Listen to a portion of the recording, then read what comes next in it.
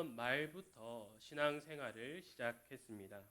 교회는 초등학교 6학년 때부터 다니기 시작했지만 그저 왔다 갔다만 했습니다. 그래서 저는 그 시간 동안 예배가 무엇인지, 기도가 무엇인지, 찬송이 무엇인지 별 관심을 두지 않고 그저 왔다 갔다만 했습니다.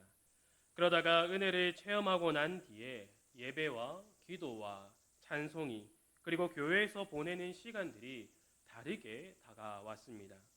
그래서 궁금한 게 많이 생기게 됐습니다. 어떻게 하면 신앙생활을 잘 할 수 있을까? 예배란 무엇일까?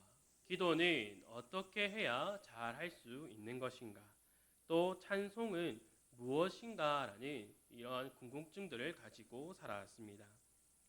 그래서 저는 궁금한 것들을 해결하기 위해서 예배 모임에 열심히 참여했습니다. 기도 모임도 열심히 참여했습니다.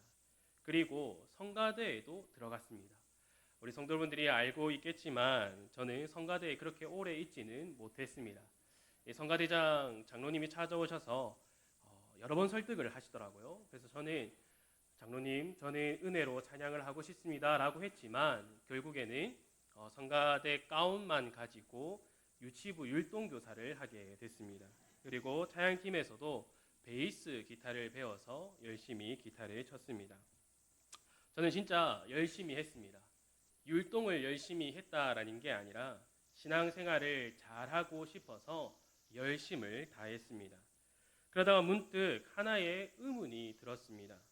나는 왜 신앙생활을 잘하고 싶어 하는가? 이 의문은 예배의 목적은 무엇인가? 내가 기도하는 목적은 무엇인가? 내가 찬송을 하는 목적은 무엇인가라는 의문으로 확장되었습니다. 제가 이렇게 많은 의문을 가지고 있을 때에 저희 어머니가 갑자기 신학을 공부하기 시작했습니다. 합동 측의 군소신학교에 등록을 하셔서 신학을 배우기 시작했습니다.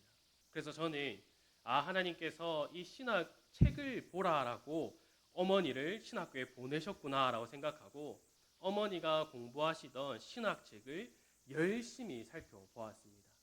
그러나 중학교 3학년이 뭘 알겠습니까? 그걸 읽으면 읽을수록 더 모르겠더라고요. 그래서 저는 교회에 가서 계속해서 기도했습니다. 하나님, 정말 모르겠습니다. 예배의 목적, 기도의 목적, 찬송의 목적, 신앙생활의 목적, 저는 정말 모르겠습니다. 라고만 계속해서 기도했습니다. 저는 이렇게 기도하면 하나님께서 곧장 응답을 해 주실 줄 알고 기도를 했는데 아주 오랜 기간 동안 이 기도 제목을 가지고 기도하게 됐습니다. 기도를 하다 보니까 제 자신이 참으로 한심하다라는 생각이 들었습니다. 그렇게 열심을 다했는데 아무것도 모르다니라고 하며 자책을 했습니다. 그러던 중에 나는 진짜 몰라도 몰랐구나. 예배의 대상이라고 하는 하나님을 나는 진짜 몰랐구나. 하나님을 아버지라 부르고 예수님의 이름으로 기도한다라고 했지만 정작 나의 아버지가 되신 하나님을 나는 몰랐구나. 내가 예수님의 이름으로 기도하고 중보자라고 여겼던 그 예수님을 나는 하나도 몰랐구나. 또한 찬송의 대상이 되시는 하나님, 예수님, 성령님을 하나도 몰랐구나라는 생각이 들게 되었습니다. 그래서 저는 그 자리에서 펑펑 울었던 적이 있습니다. 그래서 저는 누군가가 예배의 목적, 기도의 목적, 찬송의 목적, 그리고 우리의 신앙생활, 성도의 삶의 목적은 무엇입니까? 라고 저에게 질문을 한다면 하나님을 아는 것, 예수님을 아는 것, 그리고 성령님을 아는 것이 바로 우리의 목적이 됩니다. 라고 말을 해주고 있습니다. 지식적으로 하나님을 아는 것이 아니라 내 삶을 주관하시고 인도하시고 나를 보호하시는 하나님이 어떠한 분인가를 내 삶에서 경험하게 되는 것. 내 삶이 예수 그리스도를 닮아감으로 그 예수 그리스도를 알아가는 것. 이러한 일들을 깨닫고 잘 감당하도록 내 안에서 일하시는 성령님의 인도하심을 경험하며 그 성령 하나님이 어떠한 분인가를 알아가는 것이 우리의 모든 신앙생활의 공통점이 되어야 한다라는 것이죠. 오늘 살펴볼 말씀도 바로 이것을 말해주고 있습니다. 오늘 읽었던 본문 20절을 보면 이렇게 말하고 있습니다. 진실함으로 내게 장가 들리니 내가 여호와를 알리라. 아멘. 호세아가 선지자로 하나님의 부름을 받았을 때에 이 북이스라엘은 번영을 누렸습니다. 그러나 이스라엘 백성들은 지금 자신들이 누리고 있는 이 복이 어디로부터 왔는지에 대해서 잘 알지 못하고 있었습니다. 하나님께서 이것을 주셨다는 것을 알지 못하고 당시의 재물과 풍요 그리고 다산의 신이다라고 불린 바알 때문에 이 북이스라엘이 더욱더 강성해진다라고 생각을 했습니다. 북이스라엘 백성들이 이렇게 생각한 이유가 무엇이겠습니까? 바로 하나님을 잘 몰랐기 때문입니다. 그래서 하나님이 아니라 세상에 잘 알려져 있던 바알을 찾게 된 것이죠. 바알이 세상에 잘 알려졌던 이유는 이 바알을 세상의 지식으로 사람들이 만들었기 때문입니다. 세상의 지식으로 만들어진 것이기에 세상에 잘 알려져 있었다라는 겁니다. 어떻게 하면 풍요의 신 바알을 즐겁게 할 수 있는지 잘 알려져 있었습니다. 그래서 바알을 즐겁게 해서 많은 것들을 더 누리고자 했다라는 거죠. 바알을 따르는 자들이 원하는 것은 명확했습니다. 이 땅에서 더 잘 살아가는 것, 이 땅에서 많은 것들을 가지며 살아가는 것, 남들에게 떳떳하게 내 말을 주장하는 것, 이러한 것들을 원하며 바알을 섬기며 살아갔습니다. 그리고 종교를 빙자하여 쾌락을 즐기고자 했던 것이 이들의 마음이었습니다. 당시 풍요의 신 바알을 즐겁게 하는 방법은 신전에서 성행위를 하는 것이었습니다. 바알은 남신이었고 그의 아내로 알려진 아세라라는 여신이 있었습니다. 이들을 따르는 자들의 남자는 바알로, 여자는 아세라로 동일시해서 신전 안에서 성행위를 하고 또 이렇게 함으로써 두 신이 결합하게 돼서 그 결과로 풍요와 다산을 누릴 수 있다라고 생각을 했습니다. 풍요와 다산이라는 유익을 구하면서 동시에 육체적인 쾌락만을 위하여서 만들어진 것이 바로 바알과 아세라라는 것입니다. 이렇게 헛된 것을 쫓은 북이스라엘은 그만큼 하나님을 몰랐다라는 말이 됩니다. 그래서 하나님께서는 북이스라엘이 누리는 풍요가 바알이 아니라 하나님께서 주셨음을 알게 하기 위하여서 북이스라엘이 누리고 있는 모든 풍요를 거두겠다라고 오늘 말씀을 통하여서 말씀하고 계시는 거죠. 이전처럼 풍요를 누리지 못하는 이스라엘 백성들은 아마 계속해서 풍요를 누리기 위하여 바알을 더 찾게 되었을 겁니다. 그러나 그 바알이 무엇을 해줄 수 있겠습니까? 존재하지 않는 신이며 자신들이 만들어낸 것에 불과한 바알은 아무것도 해줄 수가 없습니다. 아마 오랜 시간 동안 바알을 불렀을 것이며 또 자신들이 생각할 수 있는 방법을 총동원하여서 종교의식을 행했을 겁니다. 그러나 아무런 변화가 없었다라는 거죠. 이때 북이스라엘 백성들의 입에서 7절처럼 내가 본 남편에게로 돌아가리니 그때 내 형편이 지금보다 나았음이라 라고 말이 나오기 시작했다라는 겁니다. 하나님은 이러한 말이 북이스라엘 백성들에게서 나온다라고 해서 다시금 그들에게 풍요를 허락하고 그들을 회복시켜 주시지 않습니다. 그들이 하나님을 잊어버리고 바알을 섬겼던 기간만큼 벌을 당하게 될 것이다 라고 하나님은 더욱더 명확하게 말씀하십니다. 여기서 우리가 짚고 넘어갈 것이 있습니다. 우리가 살펴보는 이 호세아의 핵심 주제는 하나님의 사랑입니다. 지금까지의 내용을 보면 하나님의 사랑보다는 질투, 분노, 이것이 호세아의 핵심이 아니냐라고도 할 수 있지만 하나님은 이 호세아를 통하여서 하나님의 변함없는 사랑을 말씀해 주고 계십니다. 오늘 본문 9절에서 12절을 한번 다 같이 읽어보도록 하겠습니다. 9절부터 12절입니다. 시작. 그러므로 내가 내 곡식을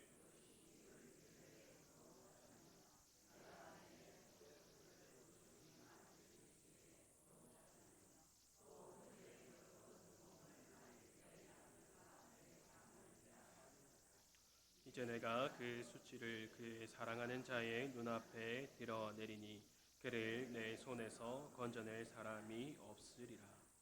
내가 그의 모든 희락과 절기와 월삭과 안식일과 모든 명절을 폐하겠고 전에 이르기를 이것은 나를 사랑하는 자들이 내게 준 값이라 하던 그 포도나무와 무화과 나무를 거칠게 하여 수풀이 되게 하며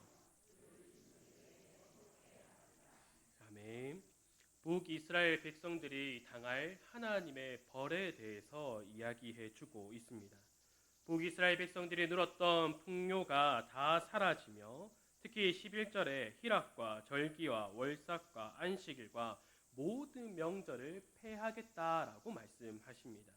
이는 바알을 향한 제사와 절기를 비롯해서 그들이 하나님께 그저 형식적으로만 행했던 모든 종교 행위들을 다 폐하겠다라는 의미입니다.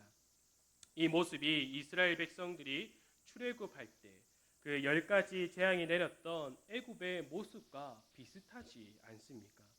하나님께서 애굽에 내린 10가지 재앙은 당시 애굽이 자랑하는 것들이었습니다.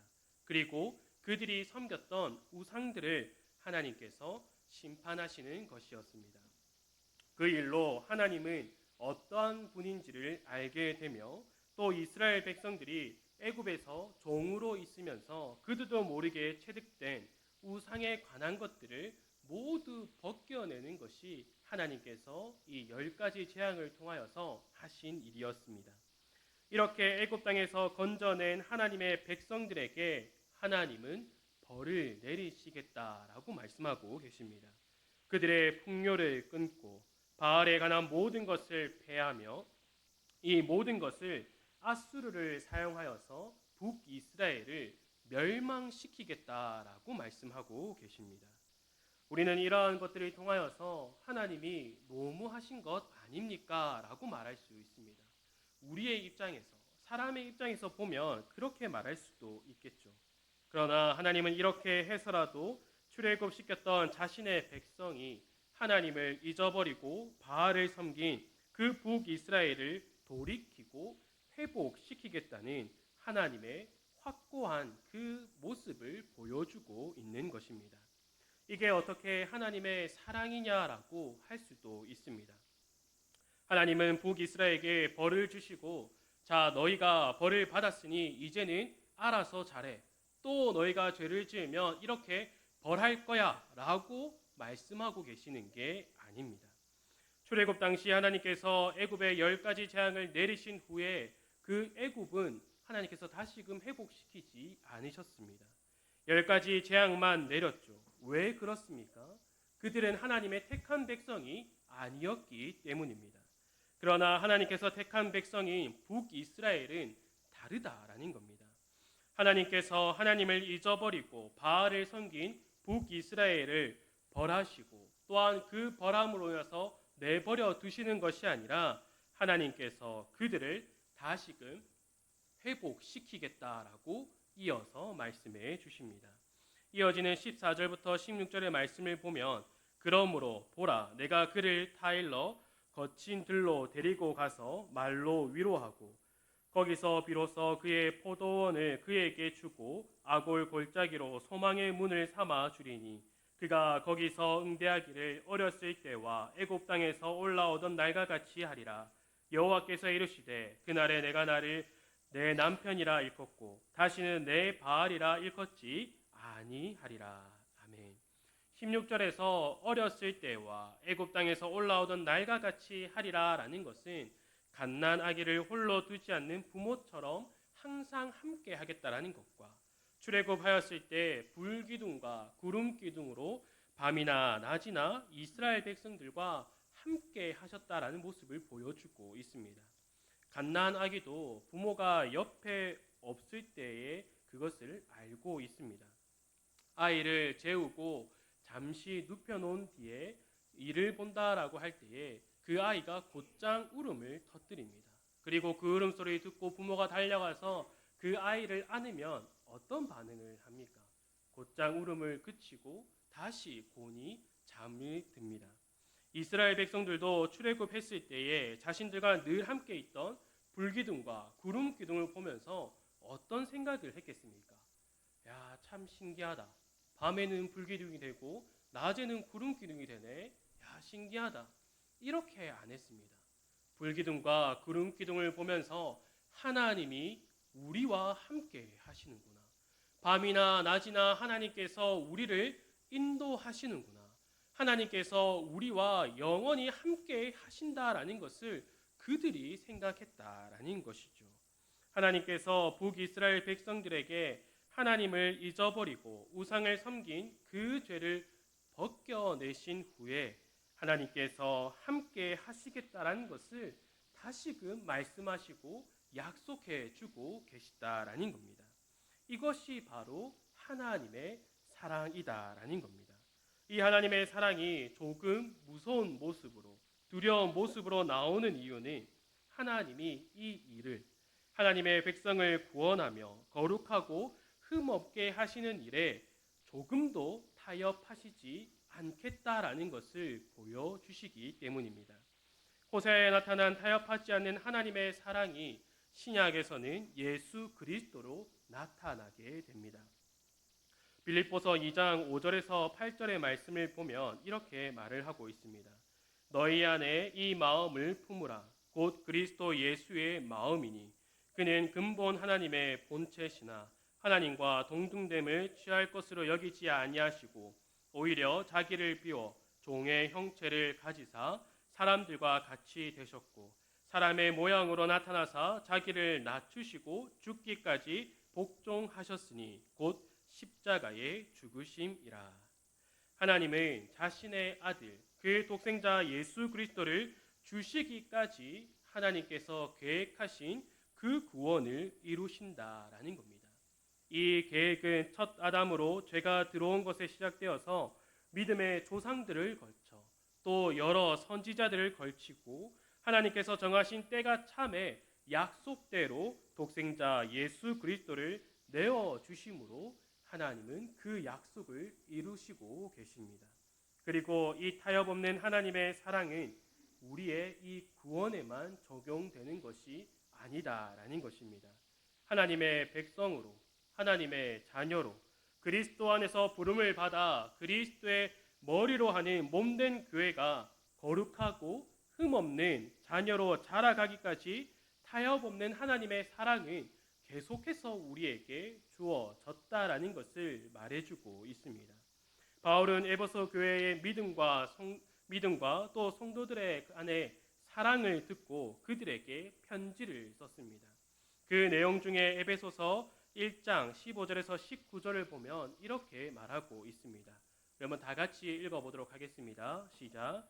이로 말미암아 주 예수 안에서 너희 믿음과 모든 성도를 향한 사랑을 나도 듣고 내가 기도할 때에 기억하며 너희로 말미암아 감사하기를 그치지 아니하고 우리 주 예수 그리스도의 하나님 영광의 아버지께서 지혜와 계시의 영을 너희에게 주사 하나님을 알게 하시고 너희 믿음의 눈을 밝히사 그의 부르심의 소망이 무엇이며 성도 안에서 그 기업의 영광의 풍성함이 무엇이며 그의 힘의 위력으로 역사하심을 따라 믿는 우리에게 베푸신 능력의 지극히 크심이 어떠한 것을 너희로 알게 하시기를 구하노라.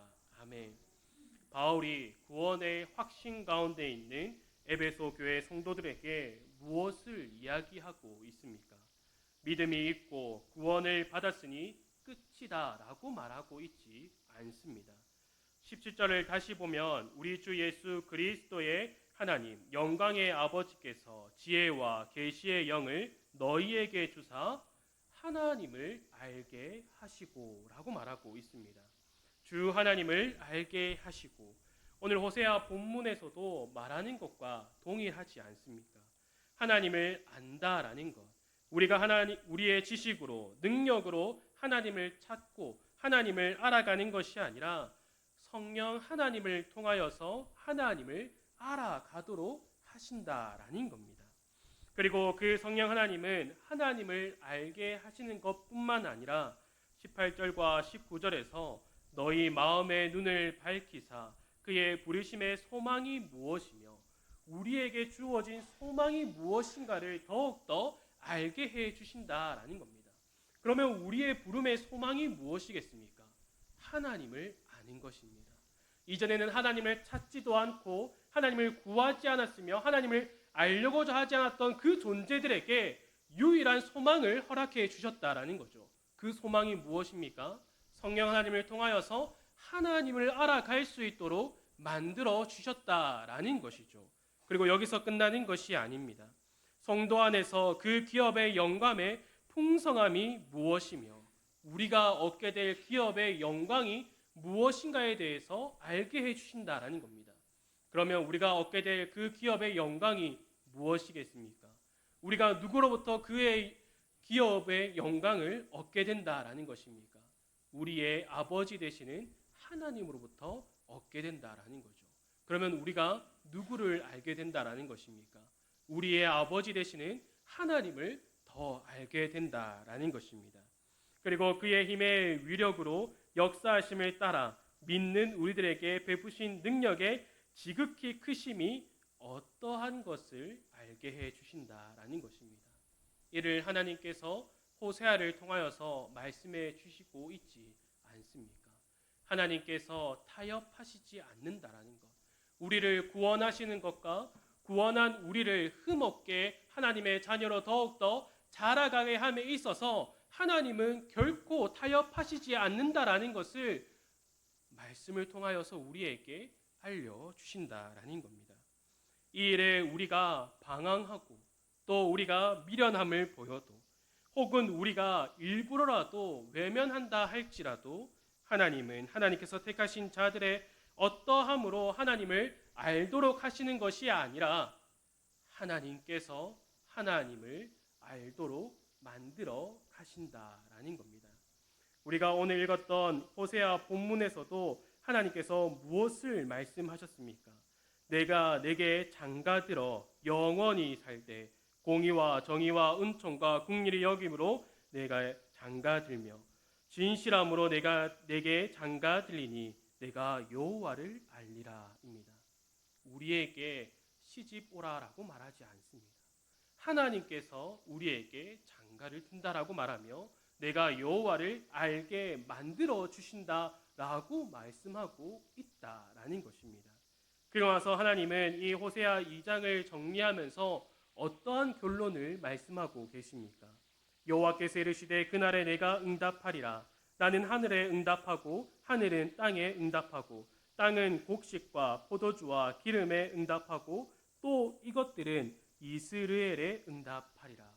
왜 이스라엘을 말하고 있습니까? 호세아 선지자의 첫째 아들의 이름이 바로 이스라엘이었습니다. 이스라엘의 뜻은 무엇이었습니까? 본래는 비옥한 땅을 말하는 것이었습니다. 하나님께서 그곳에 씨앗을 심으셨다라는 뜻으로 그 땅은 하나님의 땅이다라는 비옥한 그 땅을 지칭하는 것이었습니다. 그러나 이것이 부정적으로 사용되어서 어떻게 사용된다라고 하였습니까? 씨를 뿌리는 모습처럼 하나님께서 그 모든 것들을 흩으시겠다라는 그 의미로서 호세아 선지자의 첫째 아들의 이름을 이스라엘이라고 지었습니다. 그러나 하나님께서는 이제 어떻게 하신다라고 합니까? 그 흩어버린 곳에서 다시금 비옥한 땅으로, 다시금 포도주가 나도록, 다시금 곡물이 나도록, 다시금 풍요를 누릴 수 있도록 만드시겠다라고 말씀하시죠. 그리고 이어지는 23절에서는 내가 나를 위하여 그를 이 땅에 심고 긍휼히 여김을 받지 못하였던 자를 긍휼히 여기며, 둘째 딸의 이름이 무엇이었습니까? 로루하마였습니다. 루하마는 긍휼히 여기겠다였지만 앞에 로라는 부정을 통하여서 로루하마, 내가 긍휼히 여기지 않겠다라고 그 둘째 딸의 이름을 그렇게 지었습니다. 그러나 하나님이 이제는 어떻게 하신다라고 말씀하십니까? 긍휼히 여기겠다라고 말씀해 주고 있습니다. 그리고 하나님은 이어서 내 백성이 아니었던 자에게 향하여 이르기를 너는 내 백성이라 하리니 그들은 이르기를 주는 내 하나님이시라 하리라 라고 말씀하십니다. 셋째 아들의 이름이 로암니였습니다. 암니가 내 백성이었으며 앞에 로를 부정을 붙임을 통하여서 내 백성이 아니다 였습니다. 하나님은 내 백성이 아니다라고 말씀하시면서 그 뒤에 뭐라고 덧붙여 말씀하십니까? 나는 너희의 하나님이 되지 않겠다라고도 말씀하셨습니다. 그러나 하나님은 이제 어떻게 말씀하십니까? 너희는 내 백성이며 너희는 나를 내 주 하나님이라 부를 것이다 라고 말씀하고 있습니다. 하나님이 바로 우리를 이렇게 회복시켜 주신다라는 것이죠. 제가 이를 더욱더 확신하여 말하는 것은 바로 이 이어지는 20절에서부터 바로 이렇게 말하기 때문입니다. 그의 능력이 그리스도 안에서 역사하사 죽은 자들 가운데서 다시 살리시고 하늘에서 자기의 우편에 앉히사 모든 통치와 권세와 능력과 주권과 이 세상뿐 아니라 오는 세상에 일컫는 모든 이름 위에 뛰어나게 하시고 또 만물을 그의 발 아래 복종하게 하시고 그를 만물 위에 교회의 머리로 삼으셨느니라. 교회는 그의 몸이니 만물 안에서 만물을 충만하게 하시는 이의 충만함이니라. 아멘. 이 말이 무엇이겠습니까? 하나님께서 우리를 거룩하고 흠없는 자녀로 자라가도록 하기 위하여서 우리를 지금 어디에 묻고 계시다라고 말씀하십니까? 바로 그리스도를 머리로 하는 그리스도의 몸인 교회에 우리를 묶으셨다라는 겁니다. 그래서 우리의 상황, 환경, 출신, 외적인 그 어떠한 것도 하나님을 알아가는 것에서 멀게 할 수 없다라는 것을 말해주고 있습니다. 주 안에서 사랑하는 성도 여러분, 그러면 그리스도의 몸된 교회로 부름을 받은 우리는 어떤 목적을 위하여서 한 마음 한 뜻이 되어야겠습니까? 우리가 함께 모여 하나님을 예배하고 기도하고 찬송하는 일의 목적, 우리 신앙생활의 목적이 무엇이 되어야겠습니까? 바로 하나님을 아는 것. 이것이 우리의 유일한 목적이 되어야 한다라는 것입니다. 바라는 것은 이 목적을 위하여서 함께 달려갔으면 합니다. 서로가 생각하는, 각자가 생각하는 목적을 향하여서 우리 교회가 힘을 쓰고 달려가는 것이 아니라 하나님께서 말씀하시는 목적, 하나님을 더욱더 아는 것, 예수 그리스도를 알며 예수 그리스도를 더욱더 닮아가는 것, 그리고 하나님을 아는 것과 그리스도를 닮아가기 위하여서 성령 하나님을 더욱더 붙들고 간절히 구하는 것, 이 일에 더욱더 힘을 내며 또한 이 일을 잘 감당케 해달라고 늘 하나님 보좌 앞에 엎드려 기도하는 우리 모든 성도들이 되기를 간절히 소망합니다. 함께 기도하도록 하겠습니다. 하나님 아버지, 감사합니다. 죄 가운데 죽어있던 우리를 택하여 주시고 구원하여 주심을 통하여서 예수 그리스도 안에 또한 한 몸으로 우리를 불러주심에 감사드립니다. 하나님께서 우리를 불러주시고 또한 성도의 삶을 살아가게 하시며 또한 거룩하고 흠없는 하나님의 자녀로 살아가도록 하는 그 삶의 목적을 우리가 분명하게 할 수 있도록 붙들어 주시옵소서. 더욱더 하나님을 알아갈 수 있도록 붙들어 주시옵소서. 더욱더 예수 그리스도를 닮아갈 수 있도록 붙들어 주시옵소서. 이를 위하여서 더욱더 성령 하나님을 구하며 간절히 그 능력을 구하며 살아갈 수 있도록 붙들어 주시옵소서. 하나님께서 우리 교회에 여러 가지 은사와 직분과 여러 가지 사역들을 허락하신 이유도 바로 하나님을 알아갈 수 있도록 하는 그 유일한 목적을 주셨음을 깨달아서 우리 교회가 이 일에 더욱더 충성되이 행할 수 있도록 붙들어 주시옵소서. 다른 것들을 생각하며 세상이 말하는 것들을 붙들고 살아가는 것이 아니라 오직 아버지 되신 하나님만을 알아갈 수 있도록 우리를 붙들어 주시옵소서. 이 일에 더욱더 함께 힘을 쓰며 함께 달려갈 수 있도록 한마음 한뜻이 될 수 있도록 우리를 붙들어 주시옵소서. 이 모든 것 예수님의 이름으로 기도드립니다. 아멘.